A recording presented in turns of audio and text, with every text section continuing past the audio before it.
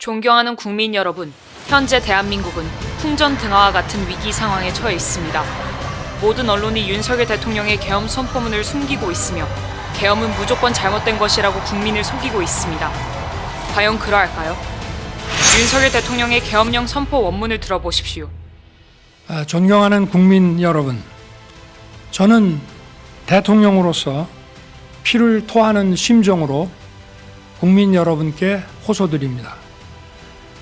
지금까지 국회는 우리 정부 출범 이후 22건의 정부 관료 탄핵 소추를 발의하였으며 지난 6월 22대 국회 출범 이후에도 10명째 탄핵을 추진 중에 있습니다.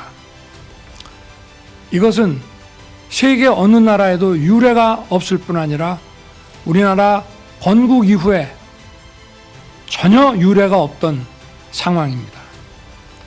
판사를 겁박하고 다수의 검사를 탄핵하는 등 사법 업무를 마비시키고 행안부 장관 탄핵, 방통위원장 탄핵, 감사원장 탄핵, 국방장관 탄핵 시도 등으로 행정부마저 마비시키고 있습니다.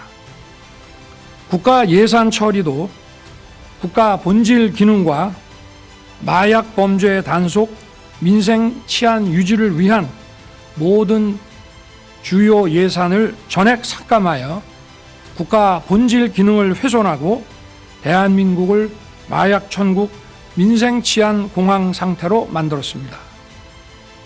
민주당은 내년도 예산에서 재해대책 예비비 1조 원, 아이돌봄 지원수당 384억, 청년 일자리 심해가스전 개발 사업 등 4조 1천억 원을 삭감하였습니다. 심지어 군 초급 간부 봉급과 수당 인상, 당직 근무비 인상 등 군 간부 처우 개선비조차 제동을 걸었습니다. 이러한 예산 폭거는 한마디로 대한민국 국가 재정을 농락하는 것입니다. 예산까지도 오로지 정쟁의 수단으로 이용하는 이러한 민주당의 입법 독재는 예산 탄핵까지도 서슴지 않았습니다. 국정은 마비되고 국민들의 한숨은 늘어나고 있습니다. 이는 자유 대한민국의 헌정 질서를 짓밟고 헌법과 법에 의해 세워진 정당한 국가기관을 교란시키는 것으로서 내란을 획책하는 명백한 반국가 행위입니다.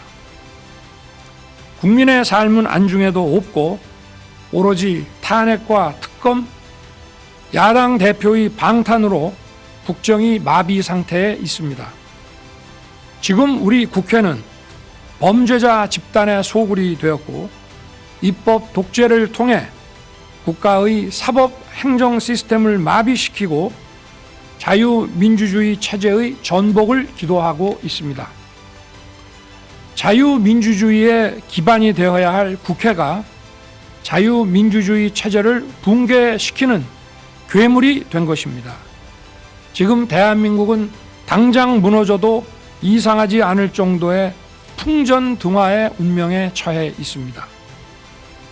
친애하는 국민 여러분, 저는 북한 공산 세력의 위협으로부터 자유 대한민국을 수호하고 우리 국민의 자유와 행복을 약탈하고 있는 파렴치한 종북 반국가 세력들을 일거에 척결하고 자유 헌정 질서를 지키기 위해 비상계엄을 선포합니다. 저는 이 비상계엄을 통해 망국의 나락으로 떨어지고 있는 자유 대한민국을 재건하고 지켜낼 것입니다. 이를 위해 저는 지금까지 폐악질을 일삼은 망국의 원흉 반국가 세력을 반드시 척결하겠습니다.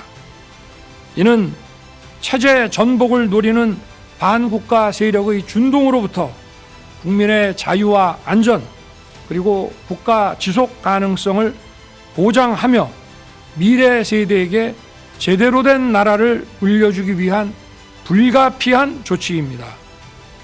저는 가능한 한 빠른 시간 내에 반국가 세력을 척결하고 국가를 정상화시키겠습니다. 계엄 선포로 인해 자유 대한민국 헌법 가치를 믿고 따라주신 선량한 국민들께 다소의 불편이 있겠습니다마는 이러한 불편을 최소화하는 데 주력할 것입니다. 이와 같은 조치는 자유 대한민국의 영속성을 위해 부득이한 것이며 대한민국이 국제사회에서 책임과 기여를 다한다는 대외 정책 기조에는 아무런 변함이 없습니다. 대통령으로서 국민 여러분께 간곡히 호소드립니다. 저는 오로지 국민 여러분만 믿고 신명을 바쳐 자유 대한민국을 지켜낼 것입니다. 저를 믿어 주십시오. 감사합니다. 이 계엄 선포문은 세 가지 방향을 지목하고 있습니다.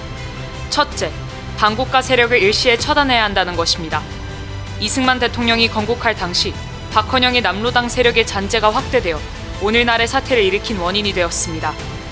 박정희 대통령의 5.16 혁명으로 반국가 세력이 제압되어 대한민국은 세계 경제 6위, 군사력 6위로 세계가 부러워하는 나라로 우뚝 성장했습니다. 그러나 이재명을 추종하는 자들로 인해 주한 미군을 철수하고 대한민국을 북한의 연방제로 넘기고 대기업을 해체하려고 하는 최악의 위기를 맞이하게 되었습니다.